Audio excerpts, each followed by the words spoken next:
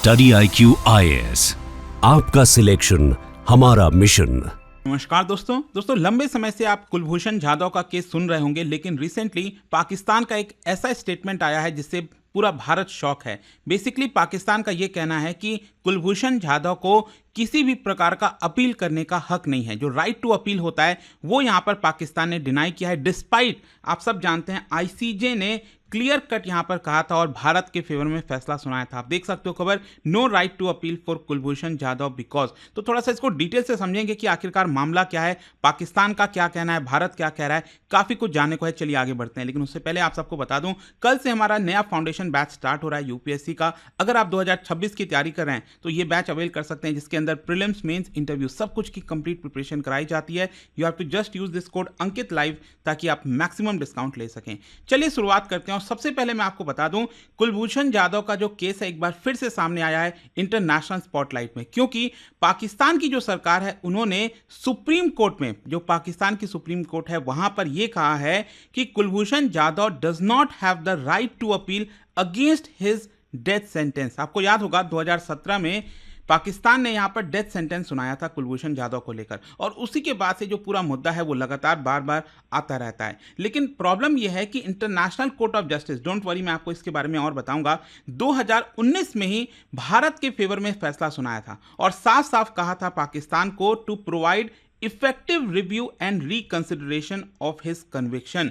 तो बेसिकली ये जो रीसेंट डेवलपमेंट हुआ है ना, इसकी वजह से बहुत सारे सीरियस लीगल, डिप्लोमेटिक और ह्यूमन राइट्स कंसर्न्स जुड़े हुए हैं। तो एक एक करके थोड़ा सा समझेंगे। सबसे पहले तो क्वेश्चन यही है कि कुलभूषण जाधव हैं कौन।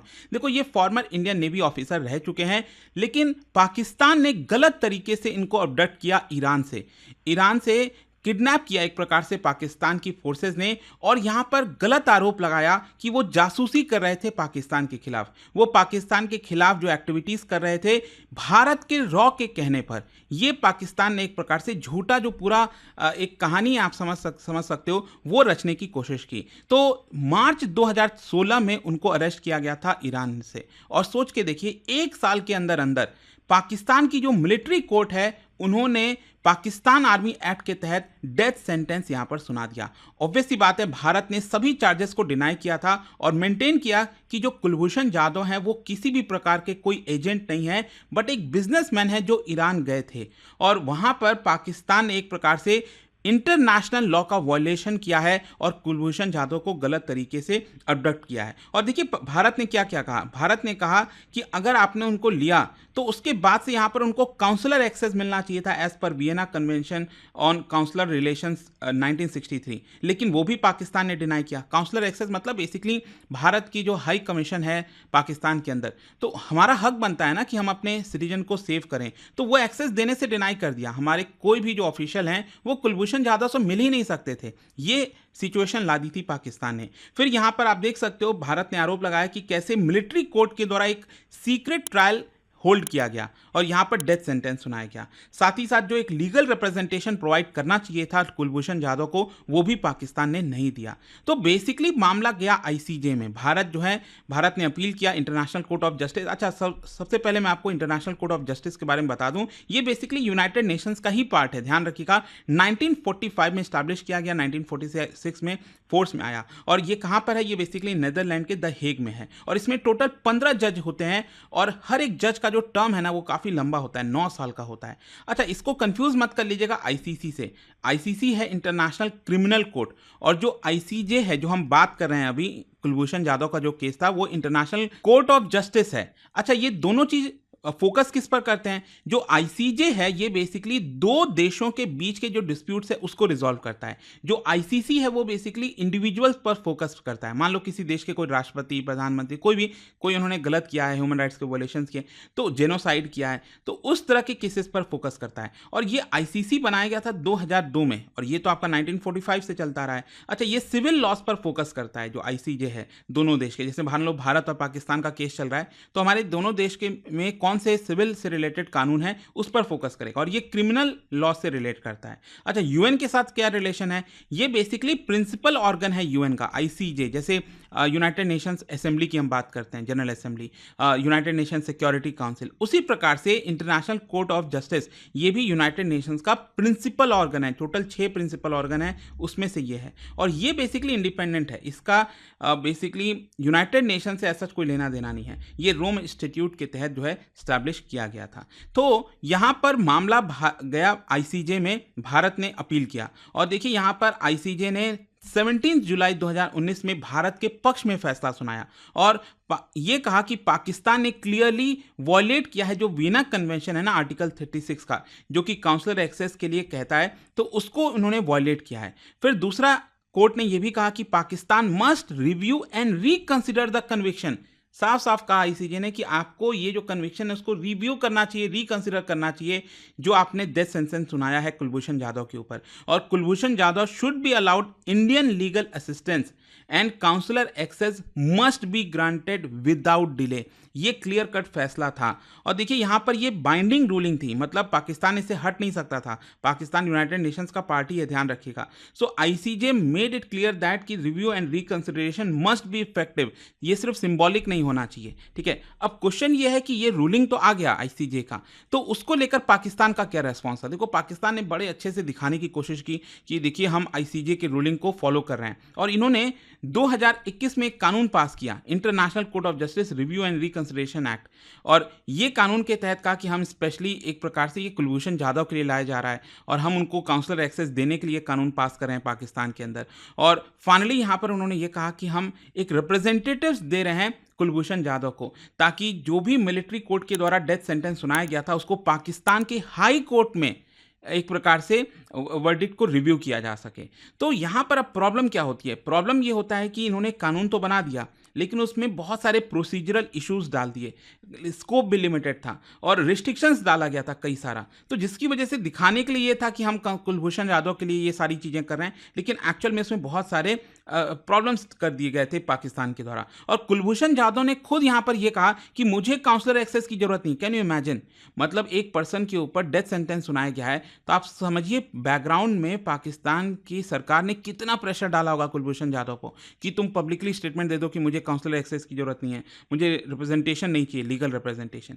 आप समझ रहे हो? तो ये पाकिस्तान ने पीछे से करने की कोशिश की, and India was not allowed full consular involvement इस पूरे रिव्यू प्रोसेस में। मतलब एक प्रकार से आईसीजे ने जो कहा था ना, लेटर एंड स्पिरिट में काम करना चाहिए, वो पाकिस्तान ने बिल्कुल भी नहीं किया। अब क्वेश्चन ये है कि अभी क्या मामला सामने आया, अभी क्यों हम इसकी चर्चा कर रहे हैं? अभी क्या हुआ है कि यहाँ पर जो सुप्रीम कोर्ट है पाकिस्तान का, वहां पर मामला सामने गया और वहां पर बोला गया कि कुलभूषण जाधव का केस सुप्रीम कोर्ट को लेना चाहिए। लेकिन पाकिस्तान की जो डिफेंस मिनिस्ट्री के काउंसिल है, उन्होंने बहुत ही शॉकिंग क्लेम दिया। उन्होंने कहा कि Kulbhushan Jadhav was never granted a right to appeal.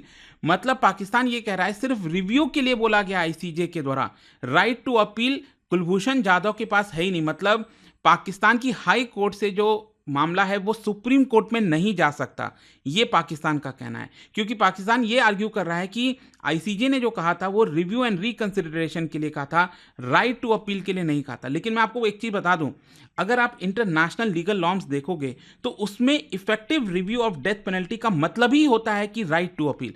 मतलब पाकिस्तान जानबूझकर ये जो एक प्रकार से फैसला था ना आईसीजे का, उसको ट्विस्ट करने की कोशिश कर रहा है, अपने फेवर में लेने की कोशिश कर रहा है, ताकि कुलभूषण जाधव का केस जो है वो अपील ना हो सके पाकिस्तान के सुप्रीम कोर्ट में। अब क्वेश्चन ये कि इतना प्रॉब्लमैटिक क्यों है ये जो पाकिस्तान का स्टैंड है? देखो, आईसीजे की रूलिंग जैसा मैंने आपको बताया वो क्लियर कट थी कि पाकिस्तान को इफेक्टिव लीगल रेमेडी देना चाहिए। तो इसका ओवरऑल मतलब ये होता है, इफेक्टिव लीगल रेमेडी में का मतलब क्या? जैसे मान लो भारत में डिस्ट्रिक्ट कोर्ट ने अगर फैसला सुना दिया, किसी को डेथ सेंटेंस दे दी, तो क्या वो हाई कोर्ट नहीं जाएगा? क्या वो फिर सुप्रीम कोर्ट नहीं जाएगा? आप अगर नहीं जाने दे रहे हो, इसका मतलब आप इफेक्टिव लीगल रेमेडी नहीं प्रोवाइड कर रहे हो। सिंपल सी चीज है। तो ये प्रॉब्लमैटिक है जो पाकिस्तान का स्टैंड है, और एक प्रकार से राइट टू अपील डिनाई करके पाकिस्तान ने जो इफेक्टिवनेस है लीगल रिव्यू का उसको अंडरमाइन करने की कोशिश की है। पाकिस्तान का जो रिव्यू मैकेनिज्म है वो कहीं ना कहीं सुपरफिशियल और कॉस्मेटिक दिखता है, मतलब जेन्युइन नहीं है, ऊपर से बढ़ा चढ़ाकर दिखाया गया है। सो एक प्रकार से भारत के साथ रिलेशंस खराब हो सकते हैं इसकी वजह से,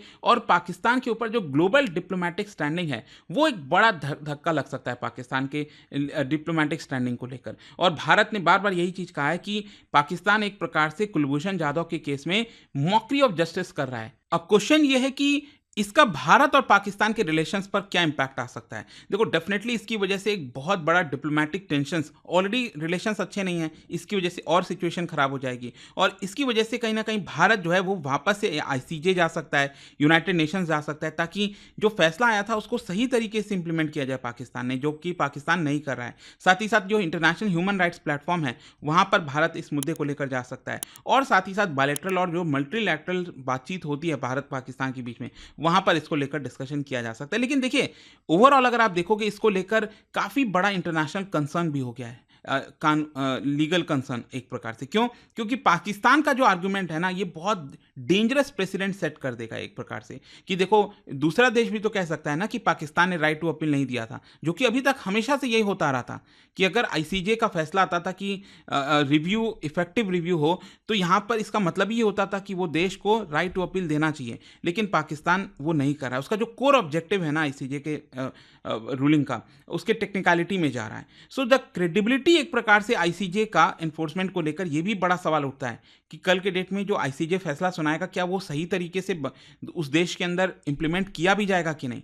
तो क्वेश्चन फाइनली यही कि व्हाट नेक्स्ट, आगे क्या। देखो, कुलभूषण जाधव इस समय कस्टडी में है, और एक डर भी है कहीं ना कहीं कि कभी भी पाकिस्तान फांसी पे चढ़ा सकता है कुलभूषण जाधव को without giving fair representation. Bharat एक प्रकार से इस मुद्दे को डेफिनेटली इंटरनेशनल लेवल पर ले जाएगा, बोलेगा, और जरूरत पड़ी तो यहाँ पर ऑब्वियस सी बात है आईसीजे हम वापस जाएंगे। तो if Pakistan continues denying right to appeal, global pressure भी पाकिस्तान के ऊपर बढ़ना चाहिए, और भारत आई एम श्योर इसके पीछे काम कर रहा होगा। तो देखते हैं इसको लेकर क्या होता है, एक बहुत ही गंभीर मुद्दा है यहाँ पर। और जाने से पहले आप सबके लिए एक क्वेश्चन है, ये इंटरनेशनल कोड ऑफ जस्टिस से रिलेटेड ही 2 स्टेटमेंट दिए हैं, ध्यान से इसको पढ़िएगा, बताइए कौन सा करेक्ट है। इसका राइट आंसर आप सब जानते हैं, मेरे इंस्टाग्राम पर तो मिलेगा ही, वहाँ पर अगर आप नहीं हो कोई बात नहीं, टेलीग्राम से ले सकते हैं इसका सही उत्तर। और जैसा मैंने आपको बताया, कल से हमारा जो नया बैच है, फाउंडेशन बैच स्टार्ट हो रहा है। Don't forget to use this code Ankit live to get maximum discount. Study IQ IAS, आपका सिलेक्शन हमारा मिशन।